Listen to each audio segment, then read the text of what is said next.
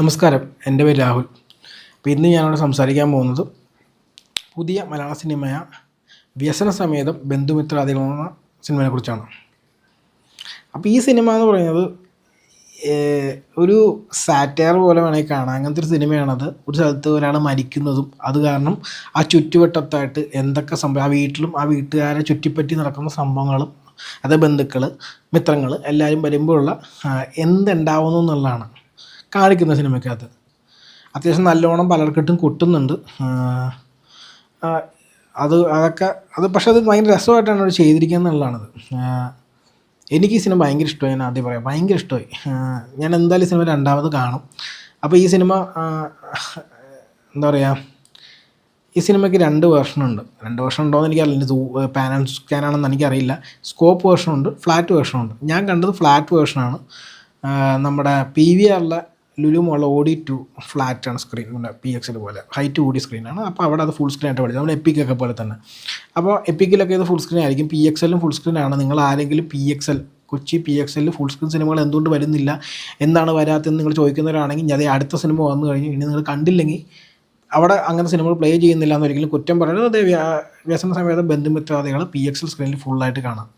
ഇപ്പോൾ ഈ സിനിമ എനിക്ക് അട്രാക്ഷൻ എന്ന് പറയുന്നത് ഇതിൻ്റെ ടീമാണ്. പൊതുവെ വിപിൻ ദാസ് ഇൻവോൾവ് ആയിട്ടുള്ള സിനിമകൾ എനിക്ക് അത്യാവശ്യം വർക്കാവാറുണ്ട്. തിയേറ്ററിൽ അറ്റ്ലീസ്റ്റ് എനിക്ക് തിയേറ്ററിലെങ്കിലും കാണുമ്പോൾ എനിക്ക് വർക്കാവാറുണ്ട്. അത്യാവശ്യം ഞാൻ ചിരിക്കാറുണ്ട്. അവരുടെ ടീമിൻ്റെ സിനിമകൾ എനിക്ക് വർക്കാവാറുണ്ട്.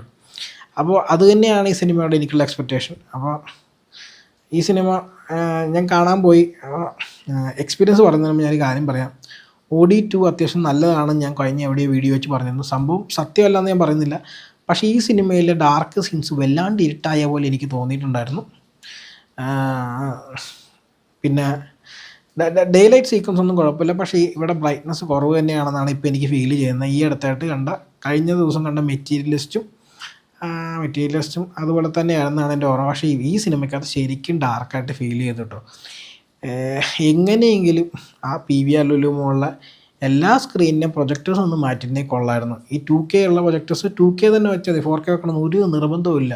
പക്ഷേ 2K ലേസർ വെക്കണം എന്നാണ് എൻ്റെ അഭിപ്രായം. എല്ലായിടത്തും അത്യാവശ്യം ലേസറായി കഴിഞ്ഞാൽ 2K ലേസറായി കഴിഞ്ഞാൽ ഇപ്പോൾ ഫോറം മോളിരിക്കുന്ന 2K ലേസർ Gen 4 അല്ലേ, അത് വെച്ചാൽ എല്ലാം ബ്രൈറ്റ് ആവൂലേ. നിങ്ങൾക്കത് ചെയ്യാവുന്നതേ ഉള്ളൂ എന്നാണ് എൻ്റെ അഭിപ്രായം. അത്യാവശ്യം നല്ലോണം ആൾ കയറുന്ന സ്ഥലമാണ് ലുലു മോള്. അവിടെ എന്തുകൊണ്ട് ഇത്രയും വർഷമായിട്ട് ഒരു അപ്ഗ്രേഡ് ചെയ്യാൻ എത്ര മടിയെന്ന് എനിക്കറിയില്ല. സീറ്റ്സ് മോശമാണുള്ളതോടെ പറയേണ്ട കാര്യമില്ലല്ലോ. അപ്പോൾ സിനിമയിലേക്ക് വരുവാണെങ്കിൽ സിനിമ നല്ല രസമുള്ള സിനിമയാണ്. ഫുൾ നേരം ഞാൻ ശരിക്കും ചിരിക്കാനുണ്ട് സിനിമയ്ക്കകത്ത്. കുറച്ച് പടങ്ങളായിട്ട് ഈ ജോമോൻ ജോർജിൻ്റെ കോമഡി ഒന്നും വർക്കാവുന്നില്ല. പക്ഷേ പുള്ളിക്കൊക്കെ കുറച്ച് ഫ്രീഡം കൊടുത്തു കഴിഞ്ഞാൽ, അവരുടെ ഒരു ഇത് കൊടുത്തു കഴിഞ്ഞാൽ അവർ എന്ത് രസമായിട്ട് ആ റോള് ചെയ്യുന്നുള്ളതിൻ്റെ എക്സാമ്പിളാണ് സിനിമ. ഭയങ്കര രസമായിരുന്നു. ഗുരുവായൂർ അമ്പലനടയിൽ പുള്ളിക്ക് ആ ഫ്രീഡം കൊടുത്തിട്ടുണ്ടായിരുന്നു. അതുകൊണ്ട് പുള്ളിയുടെ കോമഡി ആ സിനിമയിൽ എല്ലാവർക്കും വർക്കായിട്ടുണ്ടാവും. ഇതിലും അതുപോലെ തന്നെ പുള്ളിയുടെ കോമഡി നല്ല രസമായിരുന്നു. അനശ്വര ഭയങ്കര നല്ലതായിരുന്നു സിനിമയ്ക്കകത്ത്. നമ്മുടെ അനീഷ് നെടുമങ്ങാടും ഭയങ്കര നല്ല സിനിമക്കകത്ത്. പിന്നെ അനശ്വരയുടെ അമ്മയായിട്ട് അഭിനയിച്ചാലും ആക്ച്വലി ഈ സിനിമയിൽ അഭിനയിച്ച ചെറുതും വലുതുമായ റോളുകൾ ചെയ്ത എല്ലാവരും അടിപൊളിയാണ് സിനിമക്കകത്ത്. ഇതിൽ ഇത്തിരി അധികപ്പറ്റായിട്ട് തോന്നിയ റോളെന്ന് പറയുന്നത് ശരിക്കും പറഞ്ഞാൽ ഈ ജോമോൻ ജ്യോതിറിൻ്റെ ഇവൻ്റെ റോളാണ് ആക്ച്വലി ഈ സിനിമയിൽ ഇത്തിരി കാരണം അവരുടെ ക്യാരക്ടറിനൊരു കൺക്ലൂഷൻ കൊടുക്കാത്ത പോലെ എനിക്ക് ഫീൽ ചെയ്തു. അത് മാത്രമാണ് വേണമെങ്കിൽ ഒരു നെഗറ്റീവ് എന്ന് പറയാൻ പറ്റും. പക്ഷേ അവരുടെ ക്യാരക്ടറുടെ സൈഡായിട്ട് വന്ന് നമ്മൾ ചിരിപ്പിച്ച് പോകുന്ന ആൾക്കാരാണെന്ന രീതിയിൽ കാണുന്നത് കുഴപ്പമില്ല. പക്ഷേ ബാക്കിയുള്ളവർക്ക് എല്ലാവരും കൺക്ലൂഷൻ കൊടുത്ത് ഇവർക്ക് കൺക്ലൂഷൻ കൊടുത്തില്ല എന്നൊരു ഫീൽ എനിക്കുണ്ടായിരുന്നു. കട്ട് ചെയ്ത് കളഞ്ഞാണെന്ന് എനിക്കറിയില്ല. പിന്നെ ഈ സിനിമയിലെ പാട്ടുകൾ എനിക്ക് ഇഷ്ടപ്പെട്ടായിരുന്നു. രസമുണ്ടായിരുന്നു. സിനിമയ്ക്ക് ഭയങ്കര ചോരുന്നു, മ്യൂസിക്കും ഭയങ്കര നല്ലായിരുന്നു. പിന്നെ ഈ സിനിമ എല്ലാവർക്കും എത്രമാത്രം ഇഷ്ടപ്പെടുന്നത് എനിക്ക് അറിയില്ല. കാരണം ചിലവർക്ക് ഇത് കൊള്ളുമായിരിക്കും വല്ലാണ്ട്. അങ്ങനെ എനിക്ക് ഫീൽ ചെയ്തു. കാരണം ഇവർ നല്ലോണം തട്ടുന്നുണ്ട് കുറേ പേർക്കിട്ട്.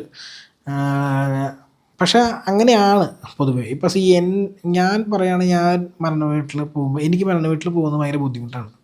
എനിക്കെല്ലാവരും കരയുന്നതും ഒക്കെ എനിക്ക് ആ ഒരു സ്ഥലത്ത് പോകുമ്പോഴുള്ളൊരു പ്രശ്നമുണ്ട് എനിക്ക്. പക്ഷേ ഒബിയസ്ലി നമ്മളൊരു സൊസൈറ്റിയിൽ ജീവിക്കുമ്പോൾ നമ്മൾ എല്ലായിടത്തും പോകണം. പിന്നെ ചില സ്ഥലത്ത് പോകുമ്പോൾ നമുക്ക് ഭയങ്കര റിലീജിയസ് ബിലീഫ് കൂടുതലായിരിക്കും ചിലവർക്ക്. അപ്പോൾ അതിനനുസരിച്ച് അവർ ചെയ്യുന്ന കാര്യങ്ങളും നമുക്ക് ബുദ്ധിമുട്ടുണ്ടാക്കും. ഇവർ ഇത്രയും ഇൻവോൾവ് ആണ് ഇതിനകത്ത് നമുക്ക് തോന്നും. അങ്ങനെ അതായത് ചിലപ്പോൾ കുടുംബത്തോട് ഒരു ബന്ധമില്ലാത്ത ആൾക്കാരും വന്ന് ഇതിനെക്കുറിച്ച് കമൻറ്റ് പറയുക, ഇതിങ്ങനെ ചെയ്യണം നിർബന്ധം പിടിക്കുക. അവർക്ക് ഇതിനോട് യാതൊരു ബന്ധവുമില്ല. പക്ഷേ അങ്ങനെയുള്ള ആൾക്കാരൊക്കെ ഉണ്ടാകും. അപ്പോൾ അത് ബാഡ് നെയ്മേഴ്സ് ഗുഡ് നെയ്ബേഴ്സ് ഉണ്ടാവും അല്ലേ, ആൾക്കാർ നല്ലതും ചീത്തയും ഉണ്ടാവും. അപ്പോൾ അങ്ങനെ ഉണ്ടായിക്കഴിഞ്ഞാൽ എന്ത് പറ്റും, അങ്ങനെ എല്ലാ കാര്യങ്ങളും നൈസായിട്ട് കൊട്ടിയിട്ടാണ് ഈ പടം ചെയ്യുന്നത്. നല്ലോണം അത്യാവശ്യം നല്ലോണം ചിരിക്കാനുണ്ട് സിനിമയ്ക്കകത്ത്. ഞാൻ പറഞ്ഞ പോലെ ലാഫ് ഔട്ട് ലൗഡ് സിനിമയാണെന്ന് എനിക്ക് പറയാൻ പറ്റില്ലെങ്കിലും അത്യാവശ്യം നല്ല രീതിയിൽ ചിരിക്കാനുണ്ട് ഈ സിനിമയ്ക്കകത്ത്. ഞാൻ ശരിക്കും എൻജോയ് ചെയ്ത് ഈ സിനിമയുടെ ക്ലൈമാക്സ് വരെയും എനിക്ക് നല്ലോണം ഇഷ്ടപ്പെട്ടു. ഞാൻ എന്തായാലും ഈ സിനിമ രണ്ടാമത് കാണുന്നുള്ള ഉറപ്പാണ്. കാരണം അങ്ങനെ ഇഷ്ടപ്പെട്ട് കഴിഞ്ഞാൽ ഒബ്വിയസ്ലി നമ്മൾ ഒരു വർഷം നിർത്തരുത് എന്നാണ് എൻ്റെ വിശ്വാസം. എന്തായാലും ഞാൻ എൻ്റെ PVR പാസ്പോർട്ട് വെച്ചാണ് കണ്ടത്. അപ്പോൾ എനിക്ക് കുറച്ച് കാശ് കുറവിലാണ് ഞാൻ കണ്ടതെന്ന് വേണമെങ്കിൽ പറയാം. ഞാൻ ഈ PVR പാസ്പോർട്ടും 99 രൂപയുടെ ഓഫറും വെച്ചിട്ട് കണ്ടിട്ടാണ് ഞാൻ എൻ്റെ സിനിമാസിലുള്ള ചിലവ് ചുരുക്കുന്നത്. ഒബ്വിയസ്ലി ഫുഡൊന്നും ഞാൻ തിയേറ്ററിൽ നിന്ന് കഴിക്കാറില്ല. അപ്പോൾ ആ കാശ് എനിക്ക് ലാഭമാണ്. ഇനി എല്ലാവർക്കും ഡൗട്ടുണ്ട് ഞാൻ എങ്ങനെ ഈ സിനിമകൾ കാണുന്നു എന്നുള്ളതിനെക്കുറിച്ച് ചോദിക്കുന്നതുകൊണ്ട് പറഞ്ഞാണ്. ഞാൻ കൂടുതലും PVRൽ സിനിമ കാണുന്നതും ഈ 99 രൂപയുടെ ഓഫറും PVR പാസ്പോർട്ടിൻ്റെ ഓഫറും ഉള്ളതുകൊണ്ടാണ്. നിങ്ങൾക്കും അത് ട്രൈ ചെയ്യാവുന്നതാണ്. നിങ്ങളുടെ അടുത്ത് ഇപ്പോൾ എറണാകുളത്തുള്ളവർക്ക് പ്രത്യേകിച്ച് 3 PVR ഉണ്ട്. നിങ്ങൾക്ക് ട്രൈ ചെയ്യാവുന്നേ ഉള്ളൂ. ഇപ്പോൾ എനിക്ക് എക്സ്ട്രാ ചിലവ് വരുന്ന IMAX പടം കാണുമ്പോൾ മാത്രമാണ്. അപ്പം പറഞ്ഞു വരുന്നത് വെച്ചാൽ വ്യസനസമേതം ബന്ധുപുത്ര കഥകൾ കോമഡി ഇഷ്ടമുള്ളവർ കാണാതെ മിസ് ചെയ്യരുതെന്നാണ് എനിക്ക് പറയാനുള്ളത്. ഇപ്പം നിങ്ങൾക്ക് PXL ഫുൾ സ്ക്രീൻ സിനിമ കാണണം. ഇപ്പോൾ PXL കാണാം. PXL അവർ ഷോസ് കൂട്ടിയിട്ടുണ്ട്. എനിക്ക് തോന്നുന്നു വെള്ളിയാഴ്ച മുതൽ 3 ഷോ എങ്ങാണ്ടുണ്ടെന്ന് തോന്നുന്നു. ഇതിന് മുമ്പ് ഒരു ഷോയാണ് അവർ ബുധനാഴ്ച മുതലിട്ട്. പിന്നെ എനിക്ക് തോന്നുന്നു PVR ഫോറത്തിൽ എല്ലാ സ്ക്രീനും ഫ്ലാറ്റ് സ്ക്രീനിലാണ് ഈ സിനിമ ഇട്ടിരിക്കുന്നത്, ലെക്സ് ഉൾപ്പെടെ. അപ്പോൾ അവിടെ പോയി കഴിഞ്ഞാൽ സിനിമ ഫുൾ സ്ക്രീനിൽ തന്നെ കാണാൻ പറ്റും. ബ്ലാക്ക് ബാർസ് ഉണ്ടാവില്ല. ഇതിന് സ്കോപ്പ് പോർഷൻ ഉള്ളതുകൊണ്ട് ഒരു സ്ഥലത്തും ഈ സിനിമ എല്ലായിടത്തും ഇത് ബ്ലാക്ക് ബാർ ഇല്ലാണ്ടായിരിക്കും പ്ലേ ചെയ്യുക. ഓക്കെ, അപ്പോൾ എന്തായാലും നിങ്ങൾ സിനിമ കണ്ടിട്ടില്ലെങ്കിൽ തിയേറ്ററിൽ പോയി കാണുക. കണ്ടവരുണ്ടെങ്കിൽ നിങ്ങളുടെ അഭിപ്രായം താഴത്ത് മെൻഷൻ ചെയ്യുക. എന്തായാലും വീഡിയോ കാണാൻ നന്ദി. നമുക്ക് അടുത്ത വീഡിയോയിൽ കാണാം. Bye bye.